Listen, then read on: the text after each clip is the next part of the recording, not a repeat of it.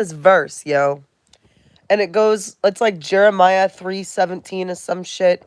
And it goes like this. It goes, "For I know the plans I have for you, saith the Lord. Plans to prosper you and not to harm you, but to give you hope and a future."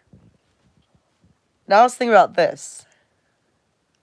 What if you know someone that's like 60 years old and they don't really have the type of blessings that reflect that verse? Like, they ain't rich, they ain't wealthy, they ain't abundant, they don't have a peaceful, wonderful mindset. The greedy and they're unattractive on the outside because the inside doesn't like how their outside behaves, so they'd start looking ugly. What if that verse, for I know the plans I have for you, saith the Lord, plans to prosper you, not to harm you, but to give you hope in the future? What if that verse isn't for everyone? What if that verse is only for God's children, his chosen children, that he knows wouldn't forsake him, that he knows feel bad when they act greedy, that he knows are connected to the bigger picture and the truth of why the fuck we're here? Upland, I can promise you that you're gonna have a fucking horrible death just because you don't believe in God. The reason he hasn't revealed himself to you the way he has to me is because you don't have a fucking mustard seed of fucking faith. You got a heart full of doubt. And do you know what that does? That stirs up negative fruit. Do you want to know what the positive fruit of the Spirit are? Faithfulness, peacefulness, patience, love, mercy, joy. Those are, there's more of them, but right now I'm just beside myself because you look like you had 100 COVID shots with the type of comments you're typing. And so I keep thinking I have a feather in my hair. Oh, I do. A little body feather. Ah. So yeah, it's just funny to me that, like, if God, hey, jerk off, who doesn't believe? If you get put on a medication that makes you hallucinate and you're tripping balls and you get off the medication and you're sitting on the couch, sober, off the shit, little haywire from all the fucking hormonal fucks that the poison gave you. You sit on the couch, you're sober, you quit taking the medicine like a whole 30 days ago, you ain't tripping anymore. And then you decide to Google if you could die from just cold turkeying that shit. And then you're sitting on the couch and you read that Google says, yeah, you could die from that. And you start shaking, petrified, terrified, shaking like a fucking earthquake because you're so fucking scared of dying. And then guess what happens? For me, not for you, because God doesn't trust you with a fucking testimony like this. What happened for me was I was sitting in fucking Ohio, and my fat ex, who's a garbage person who didn't have a fucking healthy way of being at all, which is funny to me because the people say that God will not use you as a channel if your temple isn't pure. Shut the fuck up. God will use anyone to get a message through to his baby girl. So my dada swirled in like a fucking tornado. This is the most Harry Potter shit I've ever seen. And he possessed Sean. He took over his body. And when he did that, Sean was like fucking giant sized. And I'm sitting in Sean's lap, and then God took over his body. So I'm sitting in God's lap. And I look at him and I'm crying because I'm scared of. I was about to leave. I was about to choose to leave my body. That's how fucking terrified those fucking drugs made me. From the doctor. From hallucinating because the doctor was a fucking moron and he wanted to make a bunch of money and he prescribed everyone the same drugs in that ward. We were all in a fucking little meeting about our mental health and we were all like, what? We're all on fucking 3 medications and they're all the same? And it's like, no, dude, that Indian fuck was just high off of making $700 per bottle because that's how expensive that shit was. So basically, I'm sitting on the couch earthquaking with petrification fear because I think I'm about to die because I'm going to choose to leave my body. And then God swirled in, took over Sean's body. I'm sitting in his lap and he looks me dead in the eyes. And I'm looking at a man that looks like an older version of Jesus. Jesus looks just like Dada. And he's older than Jesus. He's more wrinkly. He just looks different than Jesus. A little bit, but not much.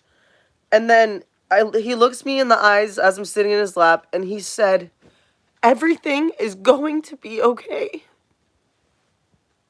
And I saw him with my own fucking eyes. Sober. And he knew that if he didn't show up for me, I was going to leave my body and choose to die. Because I could not take more pain in this life. I can't. And that was like 10 years ago. That was in 20... Yeah, it was like 10 years ago. So basically, if you want God to have good plans for you and to bless you and to give you hope in the future, then you have to stop being an evil bitch to the women. Because now it's our turn to be a bitch. We have taken shit for 2,000 years. We have been raped. We have been silenced. We have been shoved to the back burner. It has been about men our entire fucking existence. We were so terrified in the Bible days to even procreate that we had to fucking lie and say that it was an immaculate conception. Because if they didn't, people would have murdered them for not being married. Okay, well, back then, people don't have court documents. So what do? Cut my hair a bit so I can attract more viewers? Why don't you cut your dick off so you don't inappropriately rape someone? What the fuck is your problem, dude? Put user in timeout. Oh my god. You guys are so disgusting.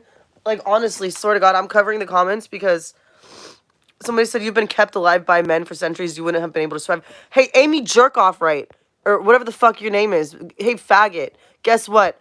I've been raped by more than fucking 10 men throughout my life. So maybe you're a fucking moron because the women are the only ones that have tried to keep me safe. The men have not. And I never said you're all that bad. I never said that. But God had me go through an insane life because he wanted to show everyone how fucked up all of you were because he knew I could handle this shit. The reason I had to go through all of this shit is because... Hey, South Park. I wish I could spit in your face and show you how big of a fucking piece of shit you are for leaving me a comment like that. You know that? You know why? Because you guys are so disconnected from the truth. And you know what? God will never prosper you and not harm you and give you hope in the future if you're going to comment on my page like that. You're actually, like, dealing with walking karma. Because I know who the fuck I was in my past reincarnations. And just because we're in a modern-ass world where people don't believe in magic anymore, even though it still fucking exists, yeah, you guys are fucking yourselves over hardcore. Like, you should all just... I'm going to give you the opportunity now. If you have a giant fat fupa above your micro penis and you're fucking ugly inside and out, please leave my page. Because we do not give a fuck about you. You're the type of people that will eat yourself to death because let's pretend you go and touch a child inappropriately and you get high off of it because you're a fucking disgusting piece of shit. Well, you just committed a crime. And whether the government knows or not, spirituality knows. And spirit is going to cause you... Well, actually, you just caused this to yourself because you're a fucking moron. But basically, like, you're going to start having hella bad anxiety. You're going to start overeating. You're going to start having symptoms from that sin. So you commit a really bad sin. You may end up overeating. Now, there are good people that overeat because of abuse. So don't get it twisted. But for this specific topic, let's pretend some dude is inappropriately touching a child. And then he gets high off of it. And then he starts gaining fucking weight. Or he starts having tragedies in his life, or whatever the fuck. Shit's not working out very well for him. Well, let's say he doesn't stop. Then he's just going to keep gaining more fucking weight. God's going to make him greedy. He's going to allow him to have a heart full of greed. And that greed is going to cause him to shove extra food in his mouth because he's going to feel like he deserves it. Oh, I love it when my followers drop down to 7. Oh, love that. Okay, actually, that's actually a number I can fuck with.